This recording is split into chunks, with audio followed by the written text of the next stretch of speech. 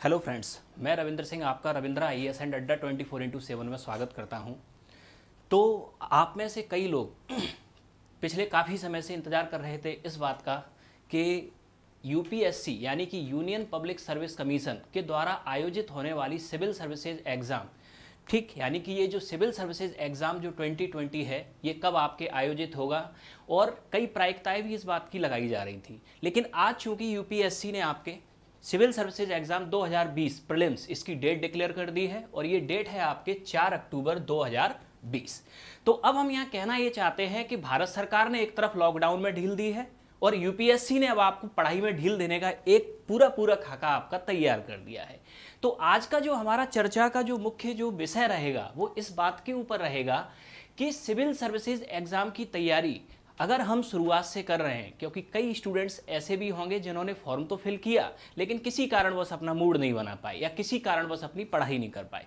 तो आज का जो हमारा जो पूरा लेक्चर रहेगा वो बिल्कुल बिगिनर्स स्टूडेंट्स के ऊपर आपके कंसंट्रेट रहेगा कि आपके सिविल सर्विसेज एग्जाम की अगर तैयारी हमें करना चाहिए तो बिगिनर्स अप्रोच हमारी क्या होगी, किन बातों का हमें ध्यान रखना है एग्जाम की तैयारी शुरू करने से पहले, किन बातों का हमें ध्यान रखना है एग्ज़ाम की तैयारी करते टाइम, और किन बातों का हमें ध्यान रखना है एग्ज़ाम हॉल के अंदर, जिससे कि हम अपने रिजल्ट को बेहतर बना सकें या सिविल सर्विसेज एग्ज़ाम को क्वालिफाई कर सकें।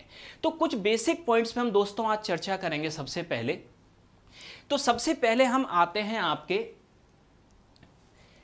यूपीएससी यानी union public service commission, civil services exam यानी कि आपके सिविल सर्विसेज परीक्षा, इसके बारे में आप सब लोग जानते हैं।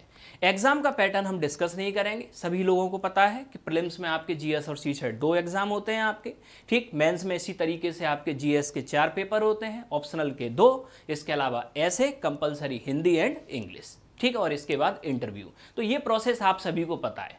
हम तो सिर्फ आज जो डिस्कस करेंगे वो ये करेंगे कि हमें किस तरह से तैयारी करना चाहिए या कैसे हम स्टार्टअप करें, ठीक है। तो आते हैं। तो दोस्तों सबसे पहले हमने देखा कि आप लोगों ने अपना लक्ष्य डिसाइड किया क्या, सिविल सर्विसेज।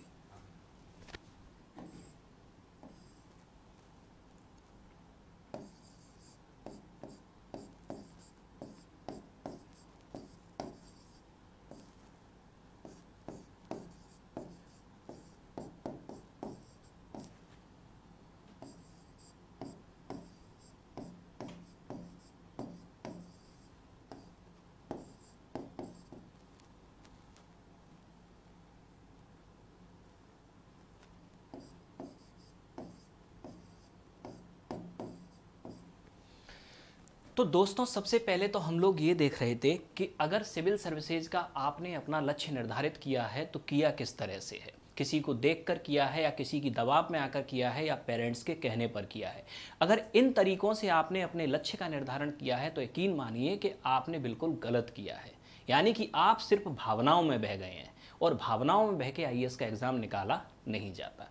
यहाँ थोड़ा सा आपको होना पड़ेगा प्रैक्टिकल, और प्रैक्टिकल इस तरह से कि जब भी आप सिविल सर्विसेज का लक्ष्य निर्धारित कर रहे हैं या इवन सिविल सर्विसेज के अलावा कोई भी आपने अगर अपना एम या अपना गोल डिसाइड किया है तो आपको सबसे पहले यहाँ 3 चीज़ों का ध्यान रखना है।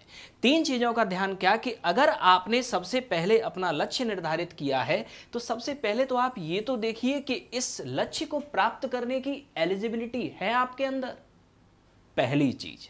यानी कि सबसे पहला चीज हमें ध्यान क्या रखना है कि जो लक्ष्य हम निर्धारित कर रहे हैं उस लक्ष्य को प्राप्त करने की योग्यता है। दूसरी चीज, उस लक्ष्य को प्राप्त करने की कैपेसिटी यानी कि क्षमता है आपके अंदर। ठीक, यानी कि कैपेसिटी की अगर हम बात करें तो आपकी फिजिकल कैपेसिटी और आपकी मेंटल कैपेसिटी। और तीसरा, आपके लक्ष्य को प्राप्त करने की आपकी डिजायर। इसे हम एक एग्जाम्पल से समझते हैं। एग्जाम्पल से सबसे पहले हम क्या समझते हैं कि मान लिया कि कोई पर्सन है आपके, ठीक, अब वो पर्सन सिर्फ 12th पास है। अब वो पर्सन अगर ड्रीम देखे आपके या उसकी डिजायर हो आईएएस बनने की, तो क्या वो पर्सन आईएएस बन सकता है? कभी कभी नहीं बन सकता। क्यों नहीं बन सकता? क्योंकि जो रिक्वायर्ड एलिजिबिलिटी है वो उसके पास है ही नहीं। रिक्वायर्ड एलिजिबिलिटी यानी कि आपका ग्रेजुएशन होना जरूरी है। अब इसके बाद में आते हैं हम कैपेसिटी। कैपेसिटी आपके 2 प्रकार की होती है, एक शारीरिक क्षमता है और एक मानसिक क्षमता है। जैसे कि आपके अंदर फॉर एग्जांपल आप आईपीएस बनना चाहते हैं, ठीक है। अब आईपीएस आप बनना चाहते हैं लेकिन कोइंसिडेंटली आपकी जो हाइट है वो है ही 5 फुट। इसका मतलब अगर आपके पास एलिजिबिलिटी है, आप ग्रेजुएट हैं, ठीक, लेकिन आपके पास कैपेसिटी नहीं है। कौन सी कैपेसिटी? शारीरिक। यानी कि आप एग्जाम क्वालिफाई कर भी लेंगे और अगर आपकी डिजायर आईपीएस है तो आप नहीं बन पाएंगे। क्यों नहीं बन पाएंगे? क्योंकि आपकी हाइट 5 फुट है और आईपीएस के लिए 5 फुट 5 इंच से ज्यादा हाइट चाहिए। तो इसका मतलब दूसरा क्या हुआ? आपको दूसरा देखना है आपकी कैपेसिटी। तीसरा, आपके कैपेसिटी में आपको मेंटल कैपेसिटी यानी कि आप दिमागी रूप से बिल्कुल स्वस्थ हों।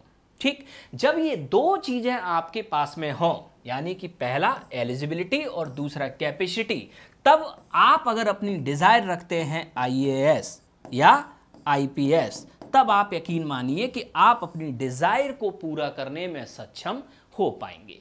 तो सबसे पहला क्वेश्चन तो आपके सामने जो आया वो ये आया कि हम लक्ष्य का निर्धारण किस तरह से करें। जैसे कि फॉर एग्जांपल आपको बताते हैं, आईएएस के एग्जाम में 10 लाख लोग फॉर्म फिल करते हैं, लेकिन यकीन मानिए ये 10 लाख लोग आपके कंपटीटर नहीं है, ये सिर्फ फॉर्म फिल करते हैं। फॉर्म फिल करना और एग्जाम में अपीयर होना, ये दोनों बिल्कुल अलग अलग बात है। आईएएस के एग्जाम में सबसे बड़ा जो आपके मिथक है वो आपके ये है कि इस एग्जाम में 10 लाख लोग बैठते हैं, ठीक है। अब अगर हम 10 लाख लोगों की बात करें तो आप प्रीवियस ईयर्स का डाटा उठा के देखिए, 10 लाख लोग बैठते नहीं हैं, 10 लाख लोग सिर्फ फॉर्म फिल करते हैं। प्रीलिम्स एग्जाम के आपके हॉल के अंदर जो एक्चुअल स्टूडेंट पहुंचते हैं वो पहुंचते हैं 3 से 4 लाख, यानी कि 6 लाख लोग सिर्फ फॉर्म फिल कर रहे हैं, ये तो एग्जाम देने ही नहीं आते। ठीक, सबसे पहली चीज ये हुई। अब इसके बाद में तो आपका कंपटीशन 10 लाख से कभी नहीं था, ठीक है। क्यों नहीं था? क्योंकि ये तो सिर्फ फॉर्म फिल करने वाले थे। इसे हम और डिटेल में भी आगे डिस्कस करेंगे। तो सबसे पहले तो आपने यहां देखा क्या? आपने देखा यहां कि आपको अपने लक्ष्य का निर्धारण करना कैसे। अब आते हैं हम इससे आगे। अब किसी भी लक्ष्य को अगर आपने निर्धारित किया है तो अब दूसरा क्वेश्चन आपका ये आता है कि उस लक्ष्य को हमें प्राप्त कैसे करना है। सिंपल, अगर हमने आपके सोच लिया कि हमें आईपीएस बनना है, आईएएस बनना है, तो सोच लेने से थोड़ी ही कोई आईएएस बन जाएगा, ठीक। कम से कम उसे क्या करना होगा? उसे लक्ष्य को प्राप्त करने का कोई ना कोई तरीका तो बनाना होगा। तो अब यहां हमें यह देखना है कि आपका अगर कोई एम है तो कोई भी व्यक्ति अपने एम को किस तरह से प्राप्त कर सकता है। तो आपने यहां निर्धारित किया क्या? सबसे पहले अपना एम उन 3 तरीकों से, और एम था आपका क्या? भारतीय प्रशासनिक सेवाएं, इंडियन एडमिनिस्ट्रेटिव सर्विसेज।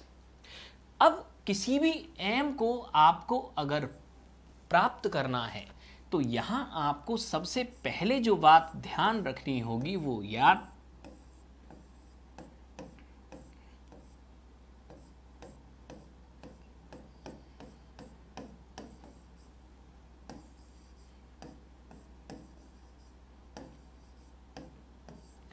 तो कोई भी आपका लक्ष्य है तो लक्ष्य को अगर प्राप्त करना है तो सबसे पहले आप बनाओगे उस लक्ष्य को प्राप्त करने की एक योजना, एक प्रॉपर प्लान होना चाहिए आपके पास।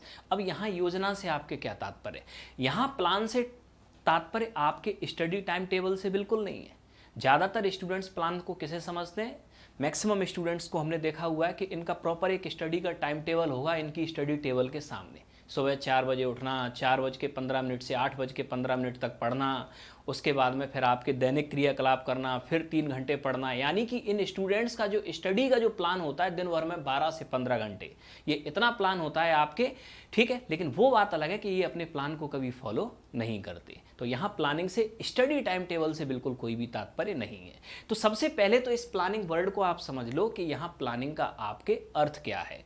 ज़्यादातर लोग आपके प्लान करने में ही फेल हो जाते हैं, ठीक। और एक सबसे बड़ी बात यह है कि अगर आपने प्लान बेहतर बना लिया तो आधी जंग तो आप शुरू में ही जीत जाएंगे। यहाँ ज़्यादातर लोगों के फेल होने का रीज़न है उनके पास प्रॉपर प्लान ही नहीं होता। तो प्लान होता क्यों नहीं है? क्योंकि ज़्यादातर लोगों को आपके प्लान का अर्थ ही नहीं पता होता कि प्लानिंग हम कहते किसे हैं। तो सबसे पहले तो हम आपके ये देखें कि प्लानिंग बेसिकली आपके होता क्या है। अगर हम देखें तो आपके कोई भी जो आपके व्यक्ति होता है, किसी भी व्यक्ति के पास आपके जो रिसोर्स आपके होते हैं, रिसोर्स यानी कि आपके संसाधन, ठीक। रिसोर्स किसी भी व्यक्ति के पास बड़े होते हैं आपके सीमित, सीमित यानी कि लिमिटेड, ठीक। और किसी भी व्यक्ति के आपके जो गोल होते हैं या जो एम होता है या जो उद्देश्य होते हैं, ठीक, या इसके जो ऑब्जेक्टिव होते हैं,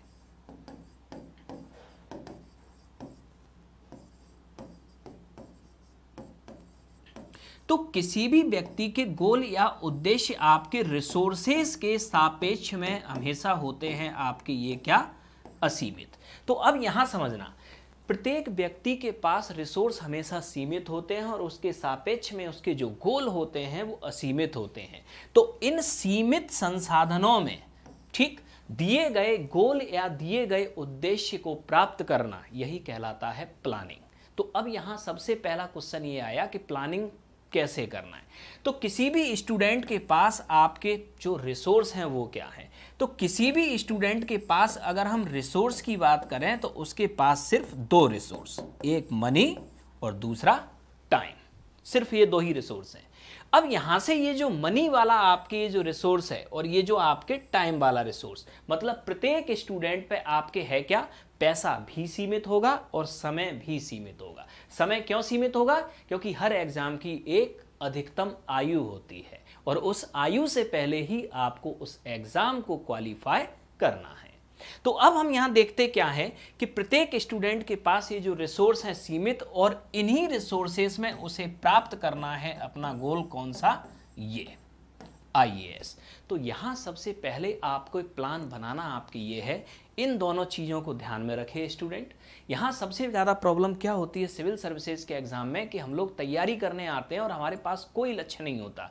और यहाँ सिविल सर्विसेज में सबसे बड़ी प्रॉब्लम ये होती है कि हम करते जाते हैं और इतना ज़्यादा टाइम दे देते हैं हम इस तैयारी को कि अगर बाई चांस नहीं हुआ तो हम दूसरे अल्टरनेटिव से भी हम पीछे रह जाते हैं। तो यहाँ आपको सबसे पहला माइंड सेट ये करके आना है, ठीक, इस फील्ड में अगर आप आ रहे हैं तो इस फील्ड में आपको कितना टाइम देना है, इसको आप सबसे पहले निर्धारित कीजिए। क्योंकि जब आप अपने टाइम को निर्धारित करेंगे तभी आप अपनी शारीरिक और मानसिक क्षमताओं का बेहतर इस्तेमाल कर पाएंगे, ठीक। अब यहां नेक्स्ट आगे याद रखना, तो ये तो हमने आपको देखा कि प्लानिंग इस तरह से करना है, ठीक है। तो अब आपने अपने रिसोर्सेज को ध्यान में रखते हुए आपने प्लान किया। जैसे कि कई लोग तैयारी शुरू करते हैं आपके अंडर ग्रेजुएशन, यानी कि जब वो ग्रेजुएशन कर रहे होते हैं उस टाइम से, तो उनके पास स्वाभाविक सी बात है टाइम ज़्यादा होता है। जो ग्रेजुएट कर चुके होते हैं उनके पास उनसे भी कम टाइम होता है, और जो पोस्ट ग्रेजुएट कर चुके होते हैं उनके पास टाइम सबसे कम होता है। तो आप कहाँ खड़े हैं उसके अकॉर्डिंग आपको सबसे पहले तो एक टाइम पीरियड डिसाइड जरूर करना कि आपको कितने समय के अंदर अपनी तैयारी को कंप्लीट करना है, पहली चीज़। अब आते हैं हम इससे आगे। अब यहाँ दूसरा क्वेश्चन ये आया कि अब हम जब तैयारी सिविल की शुरू करते हैं तो हमें क्या क्या चीज़ें ध्यान रखना चाहिए, किस तरीके से सिविल की तैयारी का प्लान हमें बनाना चाहिए। तो प्लानिंग अब हम देखते हैं यहाँ इससे आगे। तो सिविल की तैयारी हमें करना है। तो अब यहां हम करते क्या हैं, एक एग्जाम्पल लेते हैं। फॉर एग्जाम्पल हमें तैयार करना है आपके कोई बिल्डिंग, कोई इमारत तैयार करना है। अब इस बिल्डिंग को तैयार करने का अगर हम प्लान बनाएंगे तो प्लान कैसे बनाएंगे? किसी भी बिल्डिंग में क्या होगा सबसे पहले तैयार? प्लान तो ऐसे ही बनेगा। तो किसी भी बिल्डिंग को तैयार करने का अगर हमें प्लान बनाना है तो सबसे पहले हम तैयार करेंगे इस बिल्डिंग की फाउंडेशन, यानी कि इसकी नींव। सबसे पहले बिल्डिंग की क्या तैयार होगी? इसकी नींव तैयार होगी। इसके बाद में जब किसी बिल्डिंग की नींव तैयार हो जाए, अब इसके बाद में इस बिल्डिंग का आप तैयार करोगे स्ट्रक्चर, यानी कि इस बिल्डिंग की संरचना। अब इसके बाद में आपके जब इस बिल्डिंग की संरचना तैयार हो जाए तो अब आप करोगे आप इस बिल्डिंग की फिनिशिंग। फिनिशिंग यानी इसका इंटीरियर एंड एक्सटीरियर, यानी कि आप इसकी हम देखें तो क्या, साज सज्जा। अब इसे आप लोग यहाँ गौर से समझना। यहाँ गौर से जो समझने वाली बात आपके है वो ये है कि जब भी आप बिल्डिंग को किसी को प्रिपेयर करेंगे तो कोई भी बिल्डिंग हमेशा तैयार हो सकती है यहाँ से। सबसे पहले आप क्या करेंगे, उसका फाउंडेशन तैयार करेंगे। जब उसका फाउंडेशन तैयार हो जाएगा तब आप करेंगे उसका स्ट्रक्चर तैयार। और यहाँ याद रखना कि जितनी मजबूत बिल्डिंग बनानी है उतना मजबूत चाहिए यहाँ फाउंडेशन, पहली चीज।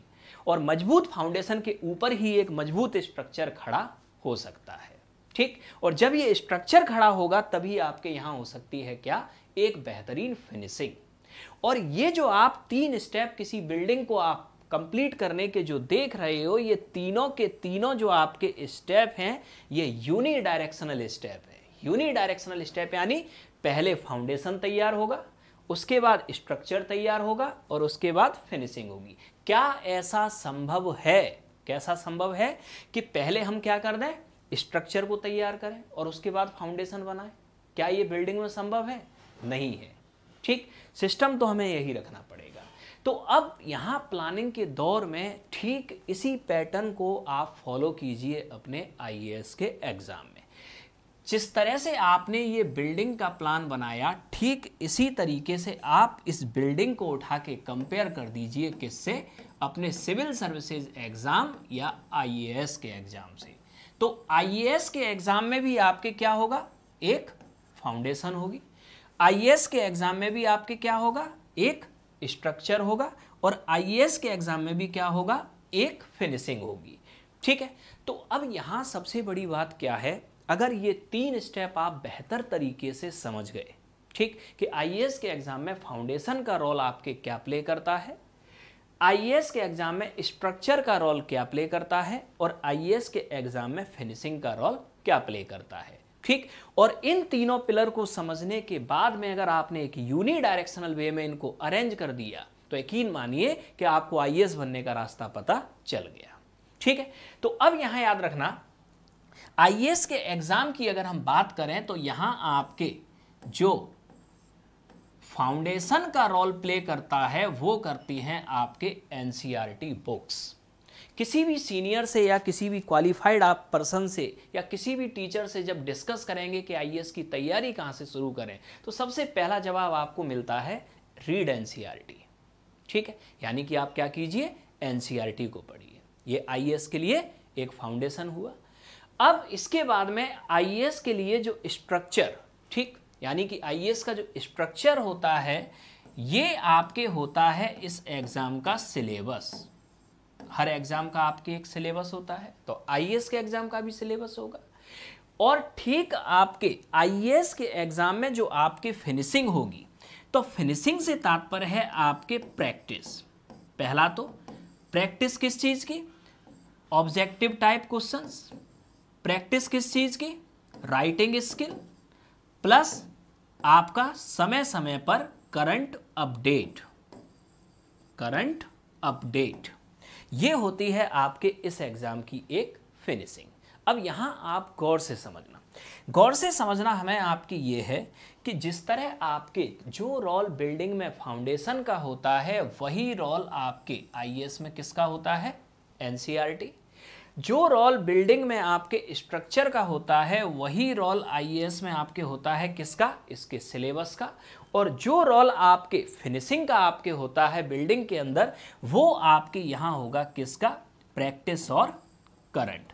अब हम आपको जो समझाना चाह रहे हैं उस चीज़ को समझना। आईएएस के एग्ज़ाम में एपियर भले ही 10 लाख लोग होते हों लेकिन सिलेक्ट होने वाले आपके होते हैं मैक्सिमम 1000 स्टूडेंट पर ईयर।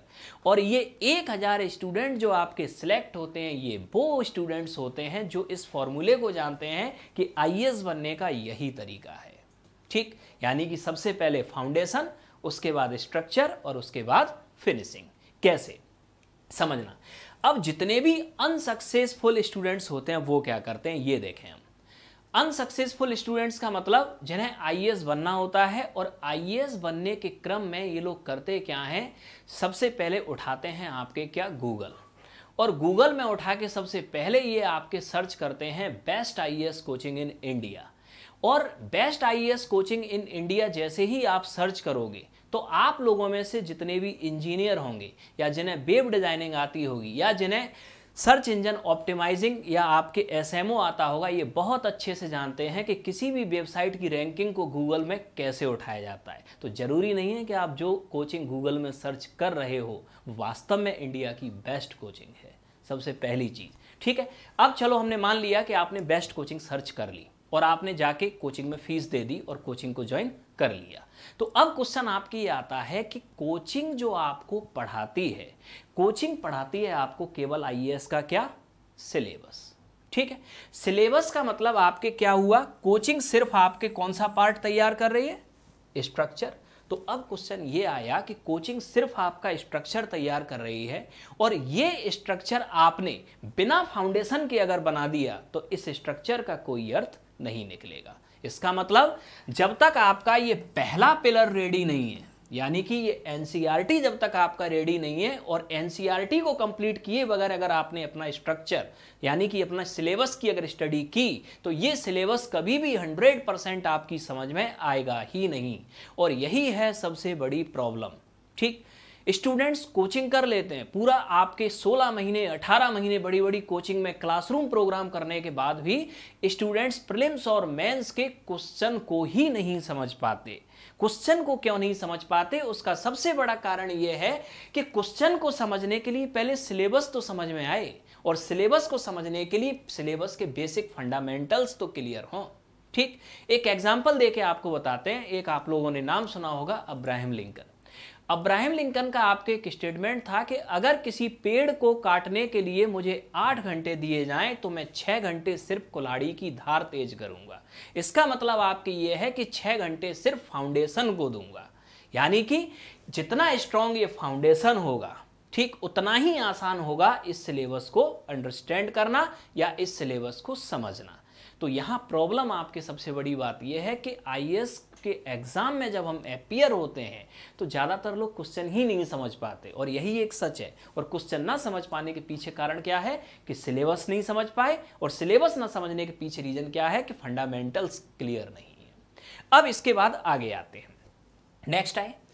अब यहाँ हमने देखा क्या कि कोचिंग अगर आपने ज्वाइन कर ली, ठीक, तो कोचिंग ने आपको सिलेबस तो कंप्लीट करा दिया लेकिन कोई भी कोचिंग आपको प्रैक्टिस नहीं कराती। प्रैक्टिस का मतलब ना तो कोई आपको वनडे एग्जाम या ऑब्जेक्टिव टाइप क्वेश्चंस की प्रैक्टिस कराएगी और ना ही आपके कोई भी कोचिंग राइटिंग स्किल कराएगी। ये एक बहुत बड़ी कमी है, ठीक। तो यहाँ आपके होता क्या है कि कोचिंग ने सिर्फ आपको स्ट्रक्चर कंप्लीट करके दिया, ना तो आपका फाउंडेशन कंप्लीट किया और ना ही आपकी फिनिशिंग कंप्लीट की। ये 2 स्टेप आपके ऐसे हैं जो 2 स्टेप आपको खुद ही कंप्लीट करने पड़ेंगे। और जो 1000 लोग सिलेक्ट होते हैं ये वो लोग होते हैं जो अपना फाउंडेशन और अपना फिनिशिंग ये खुद रेडी करते हैं। ये किसी कोचिंग या किसी टीचर के भरोसे पर नहीं रहते। तो ये है आपके ये सच। अब यहाँ आगे याद रखना, अब ये आपने सबसे पहले एक प्रॉपर बेस समझा। अब प्रॉपर वे आपने यहां देखा कि आपको यहां 3 स्टेप फॉलो करने हैं, फाउंडेशन, स्ट्रक्चर और फिनिशिंग। ठीक, तो शुरुआती दौर में ही जब आप तैयारी को करने जाएं तो तैयारी करने के क्रम में ही आपने इनको अपने दिमाग में बिठा लिया। तो अब तैयारी हमें करना कैसे है, ठीक है, अब इस चीज को आप याद रखें। सबसे पहले हम जो भी क्वेश्चन या जो भी चीज हम पढ़ें तो अब हमें दिमाग में क्या रखना है। फॉर एग्जाम्पल आपने उठाया पॉलिटी, राज्य व्यवस्था, दिमाग में हमेशा आपको रखना क्या है सबसे पहले आप उठाएंगे क्या, सिलेबस। सिलेबस उठाया आपने कि आईएएस का सिलेबस क्या है। दूसरा आपने सिलेबस के साथ में ही आपने रखा क्या, एनसीईआरटी यानी कि बेसिक बुक। जब भी आप किसी टॉपिक को रीड करें, ठीक है, इन 3 स्टेप को आपको फॉलो करना है। और जब तक ये 3 स्टेप किसी टॉपिक पर आपने फॉलो नहीं किए हैं तो यकीन मानिए वो टॉपिक आपका कभी तैयार नहीं होगा। कैसे? फॉर एग्जाम्पल आपने टॉपिक पॉलिटी में उठाया फंडामेंटल राइट्स, मूल अधिकार। तो सबसे पहले आप क्या करेंगे, एनसीईआरटी में उस टॉपिक को रीड कीजिए कि फंडामेंटल राइट्स के बारे में हमारी एनसीईआरटी बुक्स में क्या दिया गया है, 6 to 12 की जो एनसीईआरटी बुक है। अब आपने जब एनसीईआरटी में फंडामेंटल राइट को आपने पढ़ा तो आपको एक बेसिक कंसेप्ट पता चला कि फंडामेंटल राइट बेसिकली है क्या, क्या आधारभूत संकल्पनाएं इससे रिलेटेड।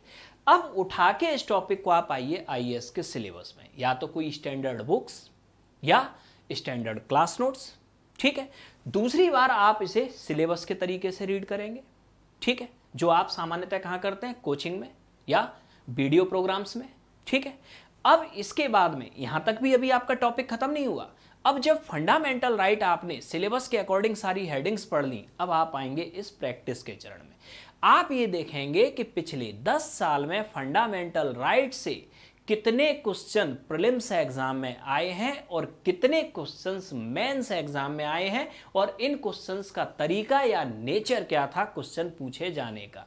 और जब आप उस टॉपिक से रिलेटेड पिछले 10 साल के सारे क्वेश्चंस सॉल्व करने में जब सक्षम हो जाएं, तब आप मानिएगा कि आपका एक टॉपिक कंप्लीट हुआ है। अब हम में से ज़्यादातर लोग करते क्या हैं कि जैसे मान लिया फॉर एग्जांपल किसी कोचिंग का नोट्स उठाया या हम किसी कोचिंग में पढ़ रहे हैं और वहाँ ये टॉपिक हमने पढ़ लिया, ठीक है, तो ना तो हम इसे बेस करने की कोशिश करते हैं एनसीईआरटी से, ना ही इस पर बेस्ड हम प्रैक्टिस करने की कोशिश करते। तो इससे होता क्या है कि हमने रीड तो किया है लेकिन हम उसे अप्लाई नहीं कर पाते। जैसे कि फॉर एग्जांपल हम देखें, ये प्रैक्टिस का जो चरण है ये आपके इतना ज़्यादा महत्वपूर्ण चरण है कि फॉर एग्जांपल जितने भी आप क्रिकेटर लाइक विराट कोहली बहुत अच्छा क्रिकेटर है, लेकिन जब आप इस विराट कोहली को देखोगे तो ये रोज सुबह ग्राउंड में खड़ा होगा प्रैक्टिस करने। ऐसा नहीं है कि इसे क्रिकेट के प्रिंसिपल्स नहीं आते हैं, but practice makes man perfect. Exam hall के अंदर जो आपसे कमियां होती हैं या जो गलतियां होती हैं, अगर इन्हें कोई सुधार सकता है तो सिर्फ आपकी ये प्रैक्टिस। सिर्फ रीड कर लेने से आप क्वेश्चन को सॉल्व करने में कभी सक्षम नहीं होंगे। तो यहां आपको याद क्या रखना है, बस ये 3 मूल मंत्र। आईएएस बनने का तो सिर्फ यही तरीका है, और याद रखना ये एक यूनिडायरेक्शनल वे है, ठीक। और यही यूनिडायरेक्शनल वे आपने अगर अपनी पूरी तैयारी में फॉलो कर लिया तो आपके अंदर कभी भी कोई कमी होगी ही नहीं। एक आईएएस के लिए जो चाहिए होता है वो आप अपने अंदर डेवलप कर सकते हो। सबसे पहले स्ट्रॉन्ग फाउंडेशन, किसी भी टॉपिक को उठाएंगे आप कहाँ से, एनसीईआरटी। इसके बाद उस टॉपिक से रिलेटेड सिलेबस में क्या दिया गया है, और उसके बाद practice, last previous year questions की आप प्रैक्टिस करेंगे, प्रीलिम्स एग्जाम की और मेंस एग्जाम की। और जब आप इस प्रैक्टिस को पूरी तरीके से कर लें और आपको लगे कि आप हर क्वेश्चन को सॉल्व कर रहे हैं, ठीक है, तब आप मानिए कि आपका ये टॉपिक क्या हुआ है, कंप्लीट हुआ है। अब इसके बाद में आपको नेक्स्ट करना क्या है, नेक्स्ट करना आपने ये है, जैसे कि हमने फंडामेंटल राइट टॉपिक दिया, अब आपको ये देखना है क्या इस फंडामेंटल राइट टॉपिक से रिलेटेड कोई करंट है, कोई करंट से रिलेटेड मैटर, ठीक, जैसे कि कोई सुप्रीम कोर्ट का कोई ऑर्डर आया हो किसी विषय पर, ठीक है, या आपके कोई अदर केसेस जो फंडामेंटल राइट से रिलेटेड हो, या आपके सेंट्रल या स्टेट गवर्नमेंट का आपके कोई डिसीजन आया हो इससे रिलेटेड। तो ये चीज़ें आपको ध्यान रखनी है करंट के पर्सपेक्टिव में। तो ये हमने देखा आपके क्या, सबसे पहला स्टेप आपके कि अगर किसी एम को हमें अचीव करना है तो एम को अचीव करने में सबसे पहली चीज़ हमें चाहिए क्या, प्लानिंग। अब आते हैं हम इससे आगे। अब प्लानिंग के बाद में नेक्स्ट अब आपके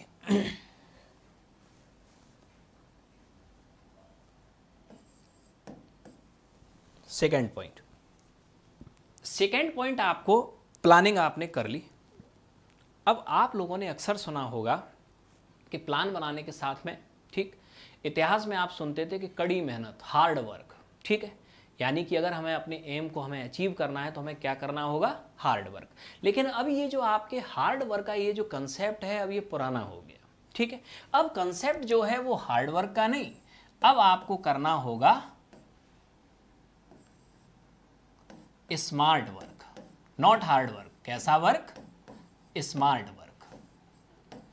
अब यहां स्मार्ट वर्क से अब आपके तात्पर्य क्या है, स्मार्ट वर्क से तात्पर्य आपके ये है, यहां एक बहुत बड़ी गलत अवधारणा है। बहुत बड़ी गलत अवधारणा आपके क्या है कि आपके ज़्यादातर लोगों का मानना आपके ये होता है कि आईएएस बनने के लिए मिनिमम 12 घंटे पढ़ना जरूरी होता है, ठीक।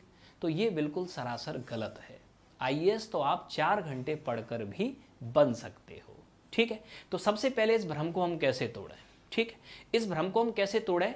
आईएएस 12 घंटे पढ़ के नहीं बना जाता, ठीक है। अब यहाँ आपको इस बात को किस तरीके से, इस बात को हम जस्टिफाई करें कि आईएएस 12 घंटे पढ़ के नहीं बना जाता है। तो कोई भी हमने एग्जाम्पल लिया कि कोई पर्सन है आपके ए और कोई पर्सन है आपके बी, ठीक है, ये पर्सन हमने लिया। तो ए जो आपके पर्सन है, ठीक है, ये दौड़ता है तो इसकी जो स्पीड है 5 किलोमीटर पर आवर, और बी जो आपके पर्सन है ये दौड़ता है तो इसकी स्पीड है आपके 10 किलोमीटर पर आवर, ठीक है। इसका मतलब आपके क्या हुआ, इस पर्सन को अगर 40 किलोमीटर दौड़ना है तो ये कितने घंटे में दौड़ेगा। स्वाभाविक सी बात है, अगर 5 किलोमीटर ये 1 घंटे में दौड़ता है तो 40 किलोमीटर 8 घंटे में ये दौड़ेगा। वहीं जिस पर्सन की स्पीड 10 किलोमीटर पर आवर है, अगर इसको 40 किलोमीटर दौड़ना है तो ये कितने घंटे में आपके रन करेगा, सिर्फ 4 घंटे में। अब हम आपको यहाँ समझाना क्या चाह रहे हैं, समझाना आपको ये चाह रहे हैं कि किन्हीं भी दो व्यक्तियों की जो ग्रेस्पिंग पावर होती है वो बिल्कुल अलग होती है, ठीक। हो सकता है कि एक व्यक्ति 1 घंटे में सिर्फ 2 पेज लर्न कर रहा हो और एक व्यक्ति 1 घंटे में 8 पेज लर्न कर रहा हो। तो इसका मतलब ये है कि जो 2 पेज वाला व्यक्ति जितना आपके 8 घंटे में करेगा, उतना आपके जो 8 पेज लर्न कर रहा है आपके 1 घंटे में, वो 2 ही घंटे में उतना कवर कर सकता है।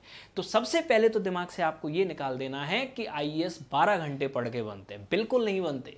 जो आईएएस बनता है वो मुश्किल से 4 से 6 घंटे पढ़ता है। जितने भी एग्जाम्पल है आईएएस के सब ऐसे ही हैं, ठीक है।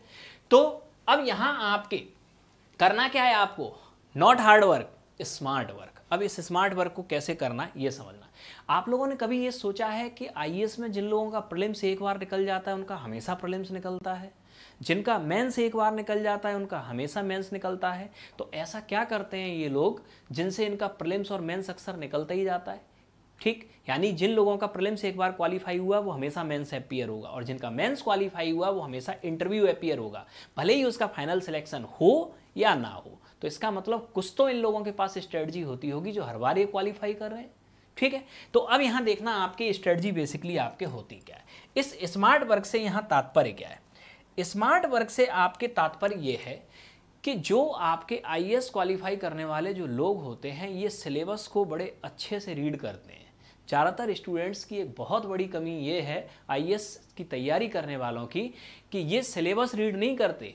इनमें में से कई स्टूडेंट्स को तो यही नहीं पता कि आईएएस का सिलेबस क्या है, ये तो सिर्फ कोचिंग के नोट्स रीड करते हैं, जो कोचिंग ने पढ़ा दिया वही इनके लिए सिलेबस होता है, ठीक है। तो अब यहाँ आपको करना क्या है, इस स्मार्ट वर्क को अगर आपको करना है तो यहाँ आप अपना सिलेबस उठाइए। सबसे पहले क्या उठाएंगे, आईएएस का सिलेबस। सिलेबस के साथ में आप प्रीवियस 10 ईयर के क्वेश्चन पेपर्स रखिए, प्रीवियस 10 ईयर के क्वेश्चन पेपर्स। अब एक एग्जाम्पल से समझना हम आपको क्या समझाना चाहते हैं। आप सभी लोगों ने सुना होगा एक वर्ड वोल्केनो यानी कि ज्वालामुखी, वोल्केनो यानी कि ज्वालामुखी। तो ज्वालामुखी या वोल्केनो इस वर्ड से आप सभी लोग परिचित होंगे, स्वाभाविक सी बात है, ठीक है। तो अब हम यहाँ देखते क्या हैं, वोल्केनो आपके an opening on earth crust which allows magma to reach out, यानी कि पृथ्वी की सतह पर एक ऐसा छिद्र जिससे मैग्मा बाहर आता है। आप सभी को मालूम है ये जो वोल्केनो होता है ये कितने प्रकार का होता है? 3 प्रकार का। एक एक्टिव यानी कि सक्रिय, दूसरा डोरमेंट यानी कि सुसुप्त, और तीसरा एक्सटिंक्ट यानी कि मृत। तो आप सभी लोग बड़े बेहतर तरीके से जानते हैं कि एक्टिव वोल्केनो क्या होता है, डोरमेंट क्या होता है और एक्सटिंक्ट क्या होता है। ठीक है, एक्टिव यानी वे वोल्केनो आपके जिनका रेगुलर रिपीटेशन होता है, सक्रिय ज्वालामुखी होते हैं। डोरमेंट यानी सुसुप्त जो कभी कभी आते हैं, और एक्सटिंक्ट जो पहले कभी आते थे अब नहीं आते। तो अब आप लोग ये सोच रहे होंगे कि हम आपको ये ज्वालामुखी यहाँ क्यों बता रहे हैं। तो हम यहाँ ज्वालामुखी नहीं बता रहे आपको, हम आपको बताना चाह रहे हैं कि हार्ड वर्क और स्मार्ट वर्क में क्या डिफरेंस होता है। तो यहाँ समझना, आप लोगों को करना क्या है कि आप आईएएस का अपना सिलेबस उठाओ और इस सिलेबस को आप कंपेयर कर दो किससे? एक वोल्केनो से। सिलेबस को किससे कंपेयर किया आपने? एक वोल्केनो से कंपेयर किया। अब आप लोग यहां देखते क्या है, वोल्केनो से जब आपने कंपेयर किया, सिलेबस का एक पार्ट होता है एक्टिव, एक पार्ट होता है डोरमेंट और एक पार्ट होता है एक्सटिंक्ट। यानी कि एक्टिव पार्ट आपके कौन सा? सिलेबस का वह पार्ट जिससे हर साल क्वेश्चन आता है उसे कहेंगे हम एक्टिव पार्ट। सिलेबस का वह पार्ट जिससे कि 2-4-5 साल में क्वेश्चन आता है वो डोरमेंट पार्ट। और सिलेबस में एक ऐसा भी पार्ट होता है जिससे क्वेश्चन आता ही नहीं है, लेकिन आप लोगों को ये पहचानने के लिए मेहनत करनी पड़ेगी। इतना आसान नहीं है सिलेबस के एक्टिव, डोरमेंट और एक्सटिंक्ट पार्ट को पहचानना। आईएएस के पूरे सिलेबस को जब आप डिटेल स्टडी करेंगे तो आपको पता चलेगा कि पूरे सिलेबस में आपके आईएएस में लगभग 40% सिलेबस ये किस में आता है? एक्टिव में। लगभग 40% के बाद 30% सिलेबस ये आपका लगभग आता है किस में? डोरमेंट में। और लगभग 30% आपके ये जो सिलेबस होता है ये आता है आपके किस में? एक्सटिंक्ट में। अब इसका आप मतलब बहुत अच्छे से समझ गए होंगे स्मार्ट वर्क और हार्ड वर्क का डिफरेंस। ये जो आपके एक्टिव 40% आपके ये जो सिलेबस है, सिर्फ इस 40% सिलेबस से आपके जो क्वेश्चंस लगभग पूछे जाते हैं वो पूछे जाते हैं एग्जाम में 60% क्वेश्चंस। और इस 30% आपके सिलेबस से जो क्वेश्चन होते हैं वो लगभग होते हैं आपके 40% क्वेश्चन, और इस 30% से आपके 0 क्वेश्चन। इसका मतलब आपके सीधा सीधा हुआ क्या? इसका मतलब सीधा सीधा आपके हुआ ये कि 100% सिलेबस ठीक आपको पढ़ना ही नहीं है। यानी कि समझ होना चाहिए 100% की, ठीक, लेकिन क्वेश्चंस जो पूछे जाएंगे वो सिर्फ इस पार्ट से और इस पार्ट से। इस पार्ट से कभी कोई क्वेश्चन नहीं आएगा। तो आपको करना यह है कि इस पार्ट को सबसे पहले आप साइड कीजिए। तो अब आपके पास कितना सिलेबस बचा? 70%। अब यहां आगे और आते हैं। अब इस 70% में से भी अब हम जरा इस पार्ट पे आते हैं। अगर आपने सिर्फ एक्टिव सिलेबस को आइडेंटिफाई कर लिया, एक्टिव सिलेबस पूरे सिलेबस का सिर्फ 40% होता है, जिससे आपके 60% क्वेश्चंस एग्जाम में आते हैं। अब यहां जो बात समझाना आपको चाह रहे हैं वो समझना। आईएएस प्रीलिम्स इसका कट ऑफ मैक्सिमम होता है 55%, और आईएएस मेंस में तो 55% पर ऑल इंडिया टॉपर निकलता है। इसका मतलब सिर्फ इतना है, अगर आपने इतना भी पार्ट कंप्लीट कर लिया ना सिलेबस का, कौन सा पार्ट? एक्टिव, तो आप प्रीलिम्स क्वालिफाई करना तो बहुत आसान बात है, आप ऑल इंडिया टॉपर भी बन सकते हो, ठीक। लेकिन प्रॉब्लम यहां ये होती है आईएएस में कि हम चाहते हैं कि सब कुछ पढ़ जाए, और व्यवहार में ये संभव नहीं है कि सब कुछ पढ़ के आप उसे याद रख सको। आप याद तो उतना ही रख सकते हो। तो यहां आप पढ़ो सब कुछ जरूर, लेकिन क्लासिफिकेशन करो अपनी स्टडी का। क्लासिफिकेशन क्या करना है कि आईएएस में आपको क्लासिफिकेशन ये करना है कि आना तो सब चाहिए, ठीक है, जो सिलेबस में, लेकिन सिलेबस में एक वह पार्ट जो एक्सटेंट है उसे अलग करो, डोरमेंट है जो अलग करो और एक्टिव है जो अलग करो। क्यों? क्योंकि जब आप एग्जाम वाली नाइट या एग्जाम से पहले की सिचुएशन में होगे तो इस सिलेबस पर जितनी पकड़ बनाओगे ये उतने ही ज़्यादा क्वेश्चन को सॉल्व करने की आपकी संभावनाएं बढ़ती जाएंगी। जैसे कि कुछ हम एग्जाम्पल से देखते हैं। एग्जाम्पल से हम देखें, जैसे कि हमने जनरल एक आपके पॉलिटी उठाया, राज्य व्यवस्था। अब राज्य व्यवस्था में जब हम यहाँ आते हैं, ठीक है, तो आते हैं तो आपके पूरे पॉलिटी से कभी क्वेश्चन नहीं आएंगे, पॉलिटी में कुछ विशेष जगह से आपके क्वेश्चन आएंगे। जैसे कि हमने उठाया सबसे पहली heading constitutional development of India, Bharat का संवैधानिक विकास। अब यहां आपने देखा कि अगर कॉन्स्टिट्यूशनल डेवलपमेंट ऑफ इंडिया से अगर क्वेश्चन आता है तो कॉन्स्टिट्यूशनल डेवलपमेंट ऑफ इंडिया में 1773 के रेगुलेटिंग एक्ट से आपके इंडियन इंडिपेंडेंस एक्ट 1947 तक इतने एक्ट हैं, ठीक है। लेकिन इतने एक्ट से क्या वास्तव में क्वेश्चन आता है? अब आप पिछले जब 10 साल के पेपर्स का एनालिसिस करेंगे तो आपको यह समझ में आएगा कि अगर question constitutional development of India से है तो सबसे ज्यादा क्वेश्चन, ठीक, आपके 1909 का अधिनियम, 1919 का अधिनियम और 1935 का अधिनियम, सिर्फ इन तीनों से ही आपके आए हुए हैं। यानी कि आपके क्वेश्चन आने की फ्रीक्वेंसी कहां से हुई? कुछ सीमित जगह से। ठीक ऐसे ही हम पॉलिटी में एक टॉपिक उठाते हैं आपके फंडामेंटल राइट्स, मूल अधिकार। मूल अधिकार का क्वेश्चन आपके प्रीलिम्स और मेंस में हर बार आएगा, ठीक है। अब यहां आपने मूल अधिकार उठाया तो मूल अधिकार आपने कर दिया कि ये एक्टिव पार्ट है, हर साल क्वेश्चन आता है, आप बड़े आसानी से पहचान गए। लेकिन जब आप फंडामेंटल राइट को भी आप जब उठाएंगे, ठीक है, तो अब यहां आपको पहचानना कैसे है? पहचानना अब आपको यहां ऐसे है कि मूल अधिकार में भी अगर आप आर्टिकल 19 और आर्टिकल 21 पे जाएंगे तो सबसे ज्यादा क्वेश्चन आने की जो प्रोबेबिलिटी होती है आपकी इन दोनों आर्टिकल से होती है। आप 10 ईयर के क्वेश्चन आप उठाओ सिविल सर्विसेज में, आपको पता चल जाएगा। इसका मतलब क्या हुआ कि आपने सिर्फ 10 साल का अगर एनालिसिस किया तो आपके सामने एक बड़ा पिक्चर क्लियर होगी। पिक्चर क्या क्लियर होगी कि ये यूपीएससी जिसे हम इतना टफ समझते हैं, इसमें क्वेश्चन बड़ी सीमित जगह से आ रहे हैं और बार बार लौट के उन्हीं जगह से क्वेश्चन आ रहे हैं, ठीक। तो ये हमने यहां देखा क्या कि सिलेबस का एक्टिव पार्ट क्या है, डोरमेंट पार्ट क्या है और आपके एक्सटेंट पार्ट क्या है, ठीक है, ये देखा। और हमें आपके फोकस क्या करना है? जब हम रीड करें तो 100% पढ़ना है। जैसे जैसे एग्जाम आपके पास आता जाए, एग्जाम पास आता जाए, इस सिलेबस से थोड़ा सा दूरी बनानी है, फोकस करना है डोरमेंट एंड एक्टिव के ऊपर। और अब आपके यहां नेक्स्ट आपको क्या याद रखना है?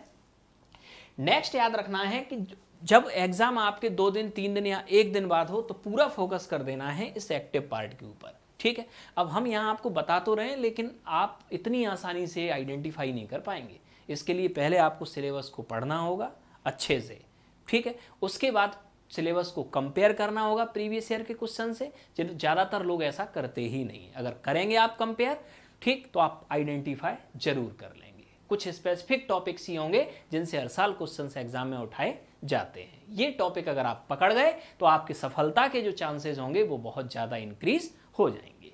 अब हम आते हैं इससे आगे। तो ये तो हमने देखा दूसरा तरीका आपके क्या, एग्जाम की तैयारी कैसे करनी है। अब हम आते हैं आगे। अब यहाँ तैयारी करने की अब हम बात करें, जैसे कि हम आज से ही शुरू करें, ठीक है। आज आपके 5 जून 5 जून 2020, आज ही अगर हमने चलो किसी तरीके से डिसाइड किया कि हम तैयारी करना शुरू करते हैं और 4 अक्टूबर यानी कि आज से 4 महीने बाद या 5 महीने बाद आपका एग्जाम है। तो अब यहाँ नेक्स्ट चीज़ आपको क्या ध्यान रखनी है तैयारी करने के दौरान? अब हमने आपको जो बताया, आपने अगर अपना एम डिसाइड किया है आईएएस, ये आपका एम है, ये आपने डिसाइड कर लिया, तो सबसे पहली चीज आपको जो ध्यान रखनी है वो क्या ध्यान रखनी है? इसके लिए आपको क्या करना है? एक प्रॉपर प्लानिंग किस तरह से बनाना है ये हमने डिस्कस किया। दूसरा आपको इसमें जो करना है वो करना है आपको क्या, एक स्मार्ट वर्क, जिससे कि आप ज़्यादा बेहतर कर सको और अपने सक्सेस के चांसेस को बढ़ा सको। अब यहाँ तीसरा, थर्ड पॉइंट और आपके फोर्थ पॉइंट, इन दोनों पॉइंट्स को आपको बड़े अच्छे से समझना है। ये दोनों पॉइंट आपकी तैयारी में मदद तो नहीं करेंगे, लेकिन आपको स्टेबल रहने में जरूर मदद करेंगे। क्या? थर्ड पॉइंट जो आपको याद रखना है वो याद रखना है आपको क्या, कि इस पूरी तैयारी में जो सबसे ज़्यादा आपको ज़रूरत पड़ेगी वो पड़ेगी पेशेंस, यानी कि धैर्य। ठीक है, अब पेशेंस की ज़रूरत आपको क्यों पड़ेगी कि यहाँ कई बार ऐसा होगा कि जब आप पढ़ रहे होंगे तो हो सकता है चीज़ें आपको लंबे समय तक समझ में ना आ रही हों, तो आप इस वजह से भी पेशेंस लूज कर सकते हो। कई बार ऐसा भी होगा कि जब आप क्वेश्चन सॉल्व कर रहे होंगे तो क्वेश्चंस आप सॉल्व ना कर पा रहे हों, इस वजह से भी पेशेंस लूज हो सकता है। ठीक है, कई बार ऐसा होगा कि ये पेशेंस लूज आपके रिलेटिव्स, आपके पड़ोसी या आपके फ्रेंड्स कर दें। ठीक है, आपसे बोल बोल के कि you can't do it, you can't do it, तो ये भी पेशेंस को लूज करते हैं। लेकिन किसी भी परिस्थिति में आपको अपने पेशेंस को लूज नहीं करना। कब तक लूज नहीं करना? जब तक एग्जाम का रिजल्ट ना आ जाए। ठीक, हमेशा याद रखना कि किसी भी क्रिकेट मैच में जो जीत होती है वो लास्ट बॉल पे होती है। लास्ट बॉल से पहले देखने वाले सिर्फ एनालिसिस कर सकते हैं, देखने वाले सिर्फ बोल सकते हैं क्या होगा क्या नहीं होगा, वो सिर्फ प्रोबेबिलिटी है, वो 100% सच नहीं है। जब तक लास्ट बॉल आपकी क्रिकेट की मैच के अंदर ना फेंक जाए, ठीक, तब तक आप नहीं कह सकते कि क्या 100% होगा। ठीक है, तो आपको किसी भी स्थिति में इस पेशेंस को लूज नहीं करना है। ठीक है, क्योंकि तैयारी में आपने बेहतर प्लान बना लिया, स्मार्ट वर्क भी शुरू किया, लेकिन अगर किसी भी पॉइंट पे आपका पेशेंस डगमगा गया तो आपने जो किया वो सब बिगड़ जाएगा। ठीक, और अब इस पेशेंस को आपको बनाए रखना है तो इसके लिए आपको चाहिए अपने अंदर कॉन्फिडेंस। कॉन्फिडेंस यानी कि आत्मविश्वास। कॉन्फिडेंस क्या? कि यू कैन डू इट। कितना भी लोग आपका पेशेंस डगमगाएं, आपको हमेशा अपने कॉन्फिडेंस को बूस्ट अप करना है या हमेशा अपने कॉन्फिडेंस को हाई रखना है कि यू कैन डू इट, आप ऐसा कर सकते हो।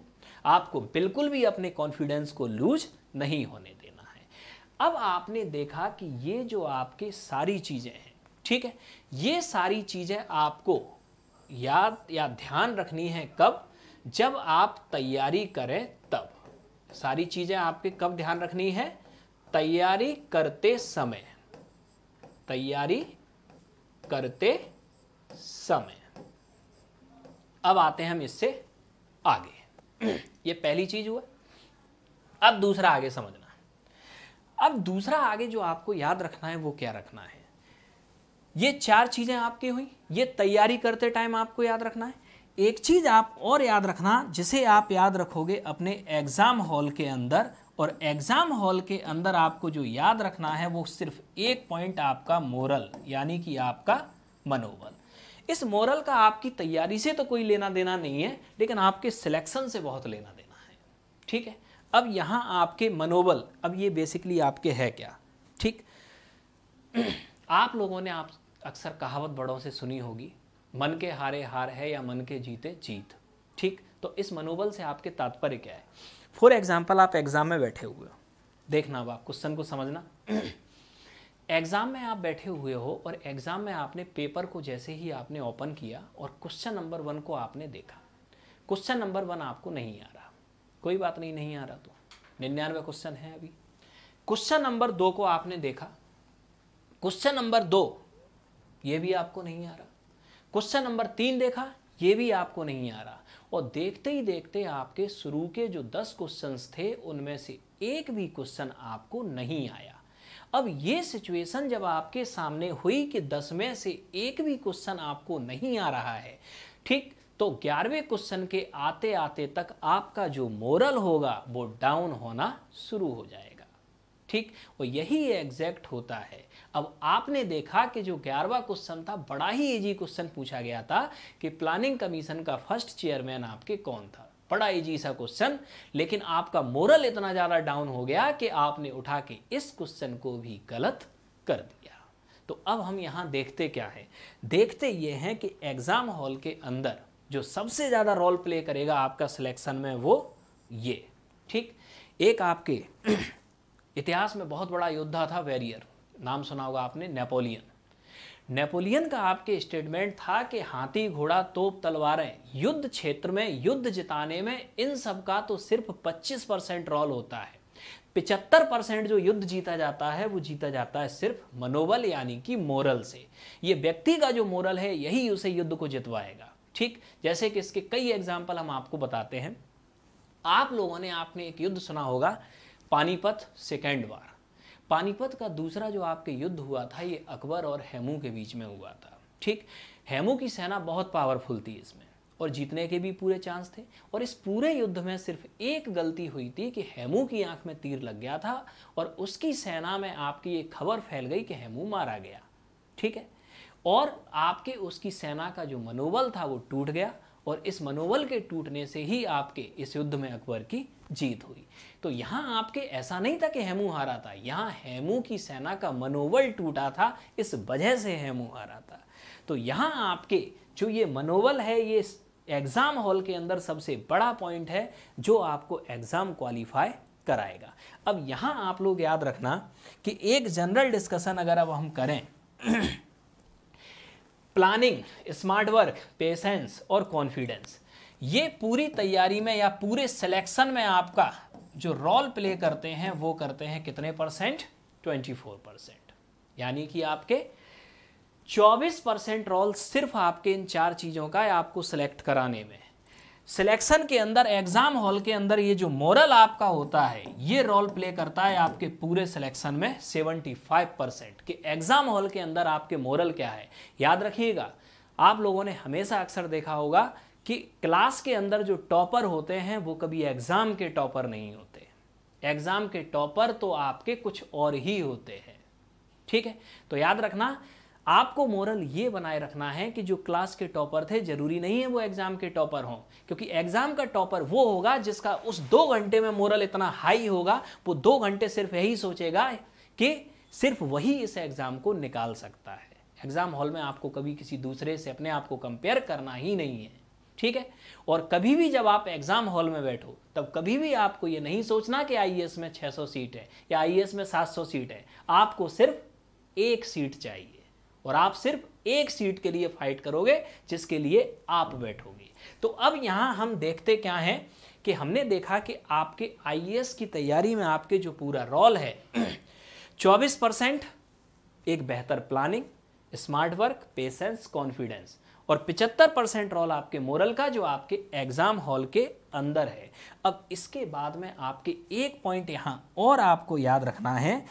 एक पॉइंट क्या कि अभी भी ये आपके सिलेक्शन में कितना कंट्रीब्यूशन है? सिर्फ 99%। यानी कि अभी भी कुछ 1% है जो आपके सिलेक्शन में आपके लिए जरूरी है। तो वो जो आपके 1% जो सिलेक्शन में आपके लिए जरूरी है ये है आपका लक, आपका भाग्य। अब यहां लक यानी कि आपका भाग्य।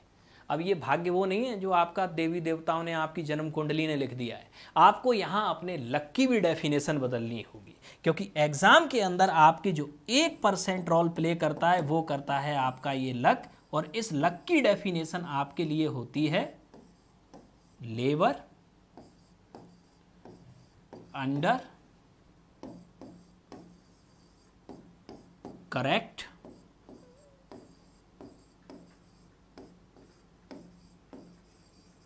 नॉलेज। तो लक यानी कि लेबर अंडर करेक्ट नॉलेज। ठीक, हम कहते हैं कि हर एग्जाम में आपके लक ने साथ नहीं दिया, तो याद रखना लक भी उसी का साथ देगा जिसके पास लेबर अंडर करेक्ट नॉलेज होगी। अदरवाइज आपका लक भी कभी आपका साथ नहीं देगा।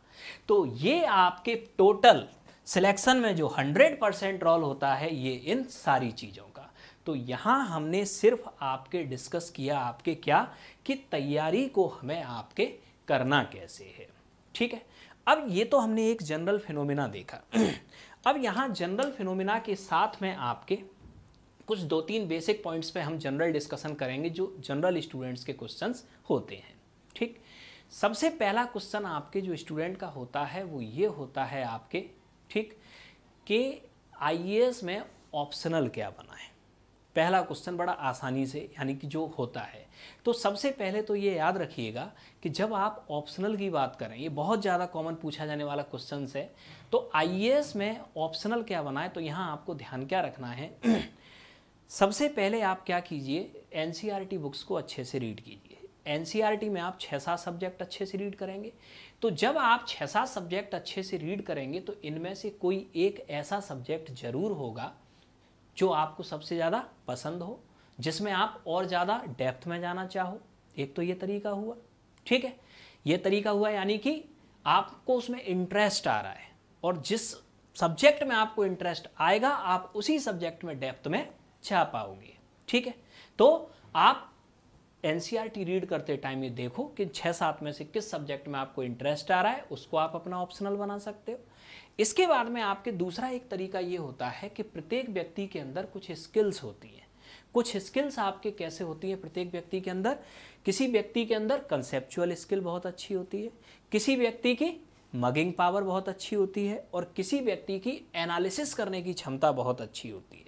तो अगर आपके अंदर तीन में से कोई भी एक स्किल है, ठीक, जैसे कि मान लिया फॉर एग्जांपल कि आपके अंदर मगिंग स्किल अच्छी है, रटने की क्षमता, एज इट इज रट सकते हो, एज इट इज रट सकते हो, तो आप ऑप्शनल बना लो अपना संस्कृत, लिटरेचर, पाली, सिर्फ रटना है, अच्छे मार्क्स ला सकते हो। कंसेप्चुअल क्लैरिटी की स्किल अच्छी है तो आप ऑप्शनल बनाओ ज्योग्राफी और फिलॉसफी जैसे सब्जेक्ट, यहाँ कंसेप्चुअल क्लैरिटी चाहिए।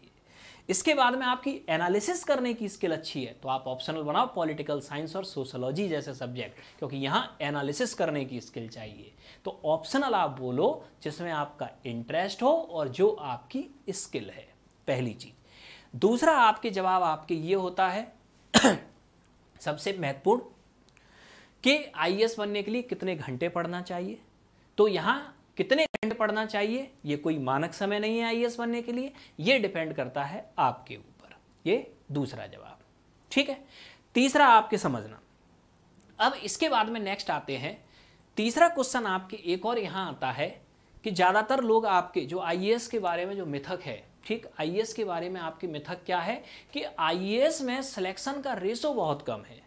सिलेक्शन का रेशो बहुत कम है यानी कि आपके देखें क्या कि लोग कंपेयर करते हैं कि 10 लाख लोग आपके बैठते हैं और 1000 लोग आपके सिलेक्ट होते हैं, तो सिलेक्शन का रेशो बहुत कम है। तो सबसे पहले आप लोगों को इस गलत अवधारणा को अपने दिमाग से निकालना है कि आईएएस में सिलेक्शन का रेशियो बहुत कम है। अब इसको आप समझना पहले कैसे, हमने आपको थोड़ी देर पहले भी बताया था कि आईएएस में 10 लाख लोग एग्जाम में बैठते नहीं हैं, 10 लाख लोग एग्जाम का फॉर्म भरते हैं, 10 लाख लोग एग्जाम का फॉर्म भरते हैं, बैठने वाले सिर्फ 3 से 4 लाख होते हैं। पहला पॉइंट, इसका मतलब आपका कंपटीशन 10 लाख से नहीं है, सिर्फ 3 लाख से है। पहला पॉइंट यहाँ है। अब हम आते हैं आगे। अब आईएएस में आपके नेक्स्ट एग्जाम होता क्या है, आईएएस प्रीलिम्स। सबसे पहले इस प्रीलिम्स एग्जाम की हम कहानी सुनते हैं। ये प्रीलिम्स एग्जाम था क्या और क्यों शुरू हुआ। 1978 से पहले आईएएस के अंदर प्रीलिम्स एग्जाम नहीं होता था। 1978 से पहले आपके आईएएस के अंदर सिर्फ मेंस एग्जाम होता था।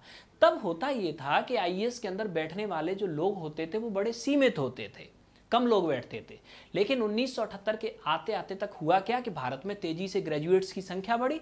तो ग्रेजुएट्स की संख्या बढ़ी तो हर पर्सन आईएएस में बैठना शुरू किया। अब हर पर्सन आईएएस में बैठना शुरू किया तो कॉपियों की भी तो संख्या बढ़ेगी, यानी कि अब आपके 1-1 लाख कॉपियां, 50-50 हज़ार कॉपियां ये होने लगी और इतनी कॉपियां चेक करने में कहीं ना कहीं प्रॉब्लम होगी। तो 1978 में आपके एक कोठारी समिति का गठन किया गया और इस कोठारी समिति ने रिकमेंडेशन दी कि आईएएस में इतनी कॉपियां चेक करने से अच्छा ये है कि इसमें से कुछ लोगों को हटाया जाए, कुछ लोगों को हटाया जाए, यानी कि इस कमेटी ने रिकमेंडेशन दी get rascals out. Get rascals out का मतलब रास्कल्स को आउट करो, ठीक। और इस कोठारी समिति ने आपके सिफारिश दी कि आईएएस में अब प्रीलिम्स एग्जाम होगा। प्रीलिम्स एग्जाम का उद्देश्य सिर्फ इतना है कि वे कैंडिडेट जो नीचे दिए गए 4 ऑप्शन में से सही उत्तर भी नहीं ढूंढ पा रहे हैं, उन्हें आईएएस बनने का कोई हक नहीं है। बस प्रीलिम्स का इतना ही ऑब्जेक्टिव होता है। प्रीलिम्स आपकी योग्यता का कोई बहुत बड़ा टेस्ट नहीं है। प्रीलिम्स को लाया ही इसलिए गया था गेट रास्कल्स आउट, यानी कि आप एक आईएएस बनने जा रहे हो और आप 4 ऑप्शन में से सही ऑप्शन नहीं ढूंढ पा रहे हो तो आप आईएएस बनने लायक ही नहीं हो, ठीक। तो अब यहाँ प्रीलिम्स एग्जाम जब आपके क्वालिफाई जब आपके हुआ तो प्रीलिम्स में आपकी सीटें 15 गुना आपकी मैक्सिमम ली जाती है। अगर 1000 आपके वैकेंसी हैं तो 15,000 लोग आपके प्रीलिम्स में क्वालिफाई होंगे, इससे आगे के सब खत्म। तो जो रियल कंपटीशन आईएएस का होता है वो सिर्फ 15,000 एस्पायरेंट्स के बीच में होता है और इस 15,000 एस्पायरेंट में से आपके 1,000 लोग सिलेक्ट होते हैं। अब यहां से आप रेशो लगाओ कि आईएएस बनने का रेशो क्या वास्तव में कम है। ठीक, आईएएस बनने का रेशो सिर्फ आप मेंस एग्जाम से कैलकुलेट करो, ना कि प्रीलिम्स या फॉर्म भरने वालों से, तो रेशो बिल्कुल कम नहीं है। ठीक है, 15,000 में से 1,000 सिलेक्शन अगर हो रहे हैं तो ये भारत में बहुत बड़ा रेशो है। बस आपको अपनी सोच को चेंज करना है। ठीक है, तो ये आपके हुआ एक दूसरा पॉइंट। ठीक, तो ये हमने देखा यहां तक। तो ये जो आज की क्लास का हमारा डिस्कशन था, ये एक जनरल डिस्कशन था। अब आज आप लोगों ने देखा कि आईएएस प्रीलिम्स की डेट स्टार्ट हो चुकी है। अब हम जल्दी ही हम दूसरे लेक्चर में मिलेंगे जिसमें हम पूरा डिस्कस करेंगे प्रीलिम्स के ऊपर, और ठीक इसी तरीके से हम अपने पैनल रविंद्रा आईएएस और अड्डा 24x7 दोनों पर आईएएस 2020 के लिए एक लाइव कोर्स जल्दी स्टार्ट करने वाले हैं। तो अगले लेक्चर में आपको इसकी इन्फॉर्मेशन मिल जाएगी। प्रीलिम्स के बारे में आपको कुछ बेसिक की पॉइंट्स, प्रीलिम्स में कैसे करना है तैयारी, किस तरह से करना है, और हमारा जो ये लाइव कोर्स जो शुरू होने वाला है, ठीक है, जो आईएएस प्रीलिम्स 2020 के लिए है, वो कब शुरू होगा, क्या उसकी आगे की कंडीशंस होंगी, इन सब चीज़ों को हम लोग डिसाइड करेंगे अपने नेक्स्ट लेक्चर में। Thank you all of you.